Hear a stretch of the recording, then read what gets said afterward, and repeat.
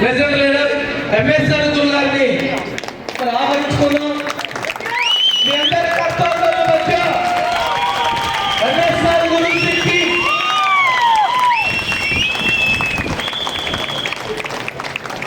Good morning కాబోయే car owners అనొచ్చా?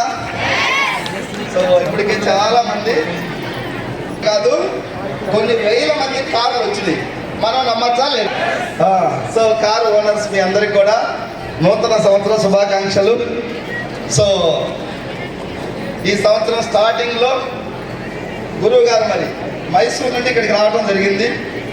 గురువు గారిని చూడాలని భారతదేశ వ్యాప్తంగా కొన్ని అదృష్టం వచ్చింది. అందరం మరి హ్యాపీగా ఫీల్ అవ్వచ్చు గురువు గారి దర్శనం. సో గురువు గారిని చూడటం కోసం మనకు గూడూరు నుంచి, తిరుపతి దగ్గర గూడూరు నుంచి రావడం జరిగింది. కావలి, గుంటూరు, హైదరాబాదు, అచ్చంపేట, కామారెడ్డి, ఇంకా చాలా రకరకాల. సో వెస్టీజీ ద్వారా, గురువు గారి మాటల ద్వారా వెస్టీజీ గొప్పతనాన్ని తెలుసుకొని గురువు గారి ఆలోచనలకు అనుగుణంగా సో సక్సెస్ అయిన అందరూ లీడర్లు కూడా మరొకసారి మళ్ళీ గురువు గారిని, ఇంతకుముందు గురువు గారి మీటింగ్స్ విన్నరు, మళ్ళీ ఒకసారి దర్శించుకోవాలి అనే ఉద్దేశంలో తెలియదు. ఒక్కసారి హ్యాండ్ రైజ్ చేస్తే కొత్త వాళ్ళని చూద్దాం. ఫస్ట్ టైం వచ్చిన వాళ్ళు, గురువు గారిని చూడటానికి వచ్చిన వాళ్ళు.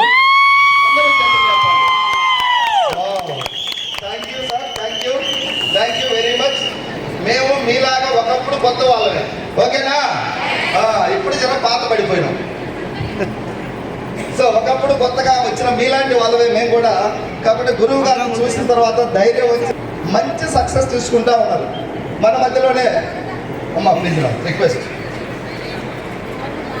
అమ్మా ప్లీజ్. ఇంకా గాలి సోకినా మేము మారుతామనే నమ్మకం, విశ్వాసం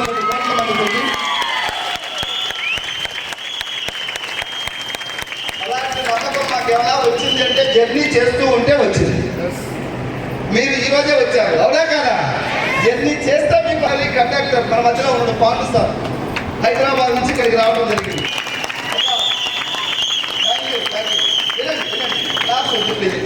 వినండి. 14 సంవత్సరాల పని సార్, 11 సంవత్సరాలు ఆర్టీసీ జాబ్ చేసింది. ఫైనల్గా నేను అడిగిన, ఎంత సంపాదించావు? ప్లీజ్ తల్లి, సీట్ల కోట్ల మాట కొట్లాడుకుంది, ఫ్రీ బస్ లాగా అయిపోయినట్టుంది. సో ఇక్కడ అక్కడ లేదు, ఎక్కడైనా కాళ్ళు సరిపోవట్లేదు ఇప్పుడు. సో 5 years బ్యాక్ ఇలానే గురువు గారు మీటింగ్ వచ్చి కూర్చున్నాడు. 11 సంవత్సరాల ఆర్టీసీ కండక్టర్ జాబ్ వచ్చిన రోజు అనుకున్నాడు, నా లైఫ్ మొత్తం చేంజ్ అయిపోతుంది, మారిపోతుందని. మారిన 2 సంవత్సరాల ఆర్టీసీ జాబ్లో ఎంత సంపాదించడం అంటే, సార్ చిన్నప్పుడు చెప్పాను కదా, 8లో 9 పోకపోతే అప్పు తెచ్చుకోవాలని. నాకు జాబ్ వచ్చినప్పుడు నాకు సరిపోయేది. జాబ్ వచ్చినామంటే ఒక పెళ్ళి అవుతుంది కదా, పెళ్ళైనా ఖర్చులు పెరుగుతాయి తగ్గుతాయా? పెరుగుతాయి తగ్గుతాయా? పెరుగుతాయి. పెళ్ళైన వాళ్ళు చెప్పాలి, మళ్ళీ పెళ్లి కావాలని చెప్పాలి. 11 సంవత్సరాలలో అప్పు చేస్తున్నాడు. ఫైనల్ గా చెప్పాలంటే మిగిలించింది ఏమి లేదు. మిగిలింది ఏంటంటే సంవత్సరానికి 2 జతలు 3 జతలు కాకి డ్రెస్ ఇస్తారు వాళ్ళు, ఆర్టీసీ వాళ్ళు. ఆ డ్రెస్ ఉన్నాయంటే 10 సంవత్సరాలు 13 30 జతలు ఉన్నాయి పాతబడి. సో డబ్బు పెద్దగా ఏమీ లేదు. గురువు గారి దగ్గర వచ్చి కూర్చోబెట్టినాం. కొంచెం అది అంటుకుంది, తినే రాకుంటే అంటుకుంటుంది. సో ఒక 30,000 32,000 సంపాదించే ఆర్టీసీ కండక్టర్ గురువు గారి ఇచ్చినటువంటి ఆ ధైర్యం, ఆ స్ఫూర్తి, ఆ మాటలు, ఆ పర్సనాలిటీతో వెస్టీజ్లో పాటిస్తారు. ఒక 5 సంవత్సరాలు జర్నీ చేస్తే ఇప్పటికే 1 కోటి పైబడి 1.5 పెట్టి ఇల్లు కట్టిండు, కారు తీసుకున్నాడు. ద్వారా నెలకి యావరేజ్గా 10 లక్షల పైనే తీసుకుంటా ఉన్నాడు. 10 లక్షల పైన.